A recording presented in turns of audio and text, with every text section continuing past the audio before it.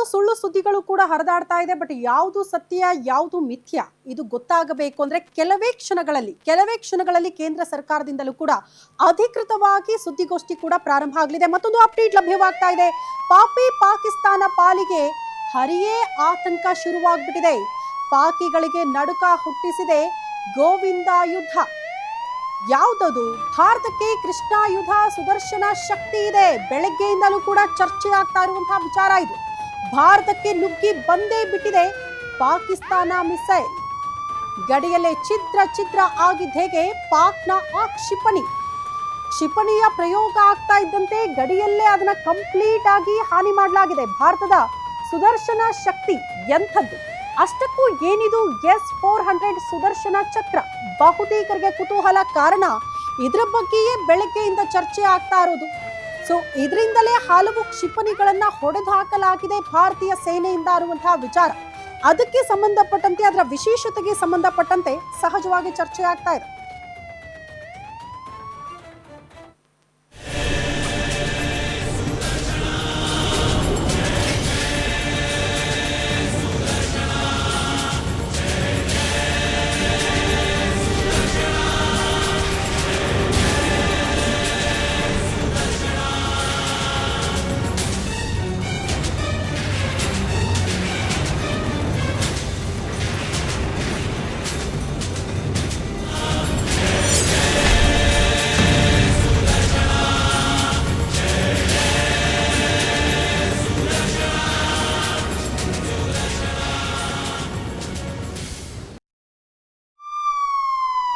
ಮತ್ತೊಂದು ಅಪ್ಡೇಟ್ ಲಭ್ಯವಾಗ್ತಾ ಇದೆ. Pak air defence system ಅನ್ನ ಉಡಾಯಿಸಿ ಬಿಟ್ಟಿದೆ ಭಾರತ. ಇದು ಅತಿ ದೊಡ್ಡ ಹಾನಿ ಪಾಕಿಸ್ತಾನಕ್ಕೆ.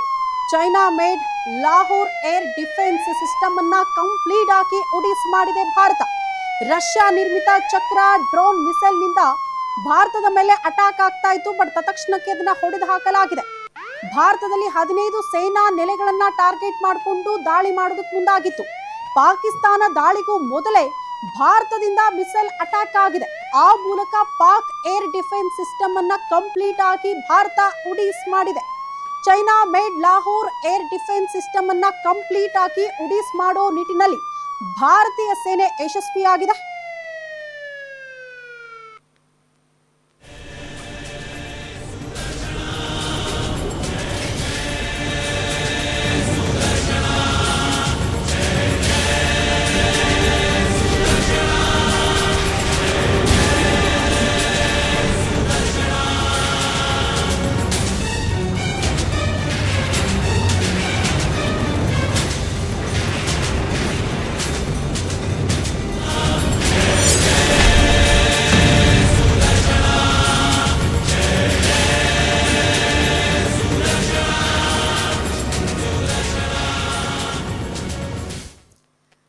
ಭಾರತದ 15 ನೆಲೆಗಳನ್ನ ಪಾಕಿಸ್ತಾನ ಟಾರ್ಗೆಟ್ ಮಾಡಿಕೊಂಡು ನಿರಂತರವಾಗಿ ಕ್ಷಿಪಣಿಗಳಿಂದ ಧ್ವಂಸ ಮಾಡುವ ಪ್ರಯತ್ನನ ವಿಫಲಗೊಳಿಸಿದ್ದು ಭಾರತೀಯ ಸೇನೆ. ಅದು ಕೂಡ ಸುದರ್ಶನ ಚಕ್ರದಿಂದ. ಹೇಗೆ ಸಾಧ್ಯ ಆಯಿತು? ಆ ಸುದರ್ಶನ ಚಕ್ರದ ವಿಶೇಷತೆ ಏನು, ಆ ಶಕ್ತಿಯ ವಿಶೇಷತೆ ಏನು ಅನ್ನೋದನ್ನ ಗಮನಿಸ್ತಾ ಹೋಗೋಣ. S-400 ರಷ್ಯಾ ನಿರ್ಮಿತ ಏರ್ ಡಿಫೆನ್ಸ್ ಸಿಸ್ಟಮ್ ಇದು. ಕೃಷ್ಣ ಚಕ್ರ ಸುದರ್ಶನಕ್ಕೆ ಹೋಲಿಸಿ ಹೆಸರಿಟ್ಟಿದೆ ನಮ್ಮ ಭಾರತೀಯ ಸೇನೆ. ಇದು ಪ್ರಮುಖವಾಗಿ ಗಮನಿಸಬೇಕಾಗಿರುವಂತಹ ವಿಚಾರ. ರಷ್ಯಾ ನಿರ್ಮಿತ S-400 ಸುದರ್ಶನ ಶಕ್ತಿ, ಅದರ ವಿಶೇಷತೆ ಇದೆಯಲ್ಲ, ಈ ಕ್ಷಿಪಣಿಗಳನ್ನ ಹೊಡೆದು ಹಾಕುವಲ್ಲಿ ಯಾವ ರೀತಿ ಯಶಸ್ವಿ ಆಯಿತು, ಅವ್ರು ಅಟ್ಯಾಕ್ ಮಾಡೋಕ್ಕೂ ಮುಂಚೆಯೇ ಆ ಕ್ಷಿಪಣಿಗಳನ್ನ ಹೇಗೆ ಉಡಾಯಿಸಿ ಮಾಡಲಾಯಿತು ಅಂದ್ರೆ ಅಂಥದ್ದೊಂದು ಸಾಮರ್ಥ್ಯ S-400 ಏರ್ ಡಿಫೆನ್ಸ್ ಸಿಸ್ಟಮ್ಗೆ ಇದೆ ಅನ್ನೋದು ಗಮನಿಸಬೇಕಾಗಿರುವಂತಹ ವಿಚಾರ. ಕೃಷ್ಣ ಚಕ್ರ ಸುದರ್ಶನಕ್ಕೆ ಹೋಲಿಸಿ ನಮ್ಮ ಭಾರತೀಯ ಸೇನೆ ಅದಕ್ಕೆ ಹೆಸರು ಕೂಡ ಇಟ್ಟಿದೆ. ಅದು ಬಹಳ ಹೆಮ್ಮೆ ಭಾರತದ ಮಟ್ಟಿಗೆ. S-400 ಈಗ 15 ನಾಗರಿಕರ ನೆಲೆಗಳನ್ನ ಏನು ಪಾಕ್ ಟಾರ್ಗೆಟ್ ಮಾಡ್ಕೊಂಡಿತ್ತಲ್ಲ, ಅದನ್ನ ಕಂಪ್ಲೀಟ್ ಆಗಿ ವಿಫಲಗೊಳಿಸೋದಕ್ಕೆ ಸಹಕಾರಿಯಾಗಿರುವಂತಹ ಸುದರ್ಶನ ಶಕ್ತಿ. ಕೃಷ್ಣ ಚಕ್ರ ಸುದರ್ಶನಕ್ಕೆ ಹೋಲಿಸಿ ಭಾರತೀಯ ಸೇನೆ ಹೆಸರಿಟ್ಟಿದ್ದು, ಕೃಷ್ಣ ಚಕ್ರ ಸುದರ್ಶನಕ್ಕೆ ಹೋಲಿಸಿ ಹೆಸರಿಟ್ಟಿರುವ ವಿಚಾರ ಮತ್ತೊಂದು. ರಷ್ಯಾ ನಿರ್ಮಿತ S-400 ಸುದರ್ಶನ, ಇದರ ಶಕ್ತಿ ಏನಪ್ಪಾ, ಇದರ ವಿಶೇಷತೆ ಏನಪ್ಪಾ ಅಂದ್ರೆ 600 ಕಿಲೋಮೀಟರ್ ದೂರದ ತನಕ ಕೂಡ ಯಾವುದೇ ಕ್ಷಿಪಣಿಗಳು ಮಿಸೈಲ್ಗಳು ಅಟ್ಯಾಕ್ ಮಾಡುತ್ತೆ ಒಂದು ದೇಶದ ಮೇಲೆ, ನೆಲೆಗಳ ಮೇಲೆ ಅಂದ್ರೆ ಅದನ್ನ ಫೈಂಡ್ ಔಟ್ ಮಾಡಿ ಆ ಕ್ಷಿಪಣಿಗಳನ್ನ 600 ಕಿಲೋಮೀಟರ್ ದೂರದಲ್ಲಿಯೇ ಹೊಡೆದಾಕುವಂತಹ ಶಕ್ತಿ ಈ S-400 ಏರ್ ಡಿಫೆನ್ಸ್ ಸಿಸ್ಟಮ್ಗೆ ಇದೆ ಅನ್ನೋದು ಪ್ರಮುಖವಾಗಿ ಗಮನಿಸಬೇಕಾಗುತ್ತೆ.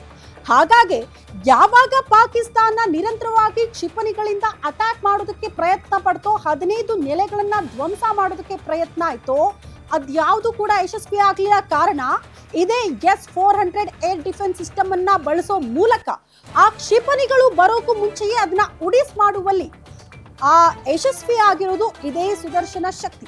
ಭಾರತೀಯ ಸೇನೆ ಅದಕ್ಕೆ ಹೆಸರಿಟ್ಟಿರೋದು, ಬಟ್ ಇದರ ಹೆಸರು S-400 ಏರ್ ಡಿಫೆನ್ಸ್ ಸಿಸ್ಟಮ್ ಅಂತ. ರಷ್ಯಾದಿಂದ ನಿರ್ಮಿತ ಆಗಿರೋದು. ಭಾರತದ ಹತ್ರ ಈ ಶಕ್ತಿ ಇದೆ. ಇದರಿಂದ ಎಂಥದ್ದೇ ಸನ್ನಿವೇಶ ಸಂದರ್ಭಗಳು ಎದುರಾದಂತಹ ಸಂದರ್ಭದಲ್ಲೇ ಅದನ್ನ ಸಮರ್ಥವಾಗಿ ನಿಭಾಯಿಸೋದಕ್ಕೆ ಈ ಏರ್ ಡಿಫೆನ್ಸ್ ಸಿಸ್ಟಮ್ ಸಹಕಾರಿ ಆಗುತ್ತೆ ಅನ್ನೋದನ್ನ ನಾವು ಗಮನಿಸಬೇಕಾಗುತ್ತೆ. ವ್ಯವಸ್ಥಿತವಾಗಿ ಹೊಡೆದು ಹಾಕುವ ಬ್ರಹ್ಮಾಸ್ತ್ರ ಅಂತ ಕರೆಯಲಾಗುತ್ತೆ ಈ S-400 ಅನ್ನ. ಯುದ್ಧ ವಿಮಾನಗಳನ್ನ, ಯಾವುದೇ ಯುದ್ಧ ವಿಮಾನಗಳು ಬರಲಿ, ಅದನ್ನ ಹೊಡೆದುರುಳಿಸುವ ಸಾಮರ್ಥ್ಯ ಕೂಡ ಈ ಸುದರ್ಶನ ಶಕ್ತಿಗೆ ಇದೆ. 600 ಕಿಲೋಮೀಟರ್, ಆರಂಭದಲ್ಲೇ ಹೇಳ್ಬಿಟ್ಟೆ, 600 ಕಿಲೋಮೀಟರ್ ಅಂತರದಲ್ಲಿಯೇ ಆ ಮಿಸೈಲ್ಗಳನ್ನ ಫೈಂಡ್ ಔಟ್ ಮಾಡಿ ಅದನ್ನ ಅಲ್ಲಿಯೇ ಉಡಿಸ್ ಮಾಡುವಂತಹ ಶಕ್ತಿ ಕೂಡ ಈ S-400 ಏರ್ ಡಿಫೆನ್ಸ್ ಸಿಸ್ಟಮ್ಗೆ ಇದೆ ಅನ್ನೋದು ಗಮನಿಸಬೇಕಾಗಿರುವಂತಹ ವಿಚಾರ. 2018ರಲ್ಲಿ ರಷ್ಯಾ ಜೊತೆ S-400 ಏರ್ ಡಿಫೆನ್ಸ್ ಸಿಸ್ಟಮ್ ಅನ್ನ ಒಪ್ಪಂದ ಮಾಡಿಕೊಂಡಿದೆ ಭಾರತ. ಸೊ ಅದೇ ಈಗ ಭಾರತಕ್ಕೆ ಅತಿ ದೊಡ್ಡ ಶಕ್ತಿಯಾಗಿ ನಿಂತ್ಕೊಂಡಿದೆ ಅನ್ನೋದು ನಾವು ಗಮನಿಸಬೇಕು. ಭಾರತ ರಷ್ಯಾ ಮಧ್ಯೆ $5 ಬಿಲಿಯನ್ ಒಪ್ಪಂದವಾಗಿತ್ತು 2018ರಲ್ಲಿ ಈ ಸುದರ್ಶನ ಶಕ್ತಿ ವಿಚಾರಕ್ಕೆ ಸಂಬಂಧಪಟ್ಟಂತೆ. 5 ಅತ್ಯುನ್ನತ ಏರ್ ಡಿಫೆನ್ಸ್ ಸಿಸ್ಟಮ್ ಅನ್ನ ಭಾರತ ಅದೇ ಸಂದರ್ಭದಲ್ಲಿ ಖರೀದಿ ಮಾಡಿತ್ತು. ಅದರಲ್ಲಿ ಈ S-400 ಏರ್ ಡಿಫೆನ್ಸ್ ಸಿಸ್ಟಮ್ ಕೂಡ ಒಂದು. ಆ ಅತ್ಯುನ್ನತ ಏರ್ ಡಿಫೆನ್ಸ್ ಸಿಸ್ಟಮ್ ಭಾರತ ಖರೀದಿ ಮಾಡಿತ್ತಲ್ಲ, ಅದೇ ಈಗ ಯುದ್ಧದ ಸನ್ನಿವೇಶಗಳನ್ನ ಸಮರ್ಥವಾಗಿ ನಿಭಾಯಿಸುವಲ್ಲಿ ಸಹಕಾರಿ ಆಗ್ತಾ ಇದೆ ಅನ್ನೋದನ್ನ ಕೂಡ ನಾವು ಗಮನಿಸಬೇಕಾಗುತ್ತೆ. S-400 ರಷ್ಯಾ ನಿರ್ಮಿತದಿಂದ ಆಗಿರುವ ಏರ್ ಡಿಫೆನ್ಸ್ ಸಿಸ್ಟಮ್. ಭಾರತ 2018ರಲ್ಲೇ ಇದ್ರ ಬಗ್ಗೆ ಒಪ್ಪಂದ ಮಾಡಿಕೊಳ್ಳುತ್ತೆ. ಆ ನಂತರ ಅದಕ್ಕೆ ಸುದರ್ಶನ ಶಕ್ತಿ ಅಂತ ಹೆಸರಿಡುತ್ತೆ ನಮ್ಮ ಭಾರತೀಯ ಸೇನೆ. ಅದೇ ಸುದರ್ಶನ ಶಕ್ತಿ ಇವತ್ತು ಪಾಕ್ನಿಂದ ಅಟ್ಯಾಕ್ ಆಗಿರುವ ಅಷ್ಟೂ ಮಿಸೈಲ್ಗಳನ್ನ ಏಕಕಾಲದಲ್ಲೇ ಹೊಡೆದು ಹಾಕಿದೆ. 600 ಕಿಲೋಮೀಟರ್ ಅಂತರದಲ್ಲಿ ಅದನ್ನ ಫೈಂಡ್ ಔಟ್ ಮಾಡುತ್ತೆ ಅಂದ್ರೆ ಇದರ ಸಾಮರ್ಥ್ಯ, ಇದರ ಶಕ್ತಿ ಎಂಥದ್ದು ಅನ್ನೋದನ್ನ ಅರ್ಥ ಮಾಡ್ಕೊಳ್ಬೇಕು. ಹಾಗಾಗಿ ಈ ಸುದರ್ಶನ ಶಕ್ತಿಯೇ ಭಾರತದಲ್ಲಿ ವಾಸ ಮಾಡ್ತಾ ಇರುವಂತಹ ನಾಗರಿಕ ನೆಲೆಗಳನ್ನ ಕಾಪಾಡುವಲ್ಲೂ ಕೂಡ ಒಂದ್ ರೀತಿ ಯಶಸ್ವಿಯಾಗಿದೆ ಅಂದ್ರೂ ಕೂಡ ತಪ್ಪಾಗ್ಲಿಕ್ಕಿಲ್ಲ. ಕಾರಣ ನಿನ್ನೆ ನಿರಂತರವಾಗಿ ಮಿಸೈಲ್ಗಳ ಅಟ್ಯಾಕ್ ಆಗಿದ್ದು ಭಾರತದ ನೆಲದಲ್ಲಿ ವಾಸ ಮಾಡ್ತಾ ಇರುವಂತಹ ನಾಗರಿಕರ ನೆಲೆಗಳನ್ನೇ ಟಾರ್ಗೆಟ್ ಮಾಡಿಕೊಂಡು ಆ ನೆಲೆಗಳನ್ನ ಕಾಪಾಡಿಕೊಳ್ಳುವಲ್ಲಿ ಯಾವುದಪ್ಪ ಯಶಸ್ವಿ ಆಯಿತು ಅಂದ್ರೆ ಒನ್ಸ್ ಅಗೇನ್ ಕಣ್ಮುಂದೆ ಬರೋದು ಇದೆ S-400 ಏರ್ ಡಿಫೆನ್ಸ್ ಸಿಸ್ಟಮ್. ರಷ್ಯಾದಿಂದ ನಿರ್ಮಿತ. ನಾವು ಪ್ರತಿ ಬಾರಿ ಕೂಡ ಹೇಳ್ತೀವಿ, ಭಾರತದ ಜೊತೆಗೆ ರಷ್ಯಾ ಇರೋದೇ ಅತಿ ದೊಡ್ಡ ಶಕ್ತಿ. ಅತ್ಯಾಧುನಿಕ ಯುದ್ಧ ಉಪಕರಣಗಳನ್ನ ಹೊಂದಿರುವಂತಹ ರಾಷ್ಟ್ರ ಅದು. ಆ ರಾಷ್ಟ್ರ ಭಾರತದ ಬೆಂಬಲಕ್ಕೆ ನಿಂತ್ಕೊಂಡಿದೆ ಅನ್ನೋದೇ ಪ್ರಮುಖವಾಗಿ ಅತಿ ದೊಡ್ಡ ಶಕ್ತಿ ಅನ್ನೋದನ್ನ ನಾವು ಗಮನಿಸಬೇಕಾಗತ್ತೆ.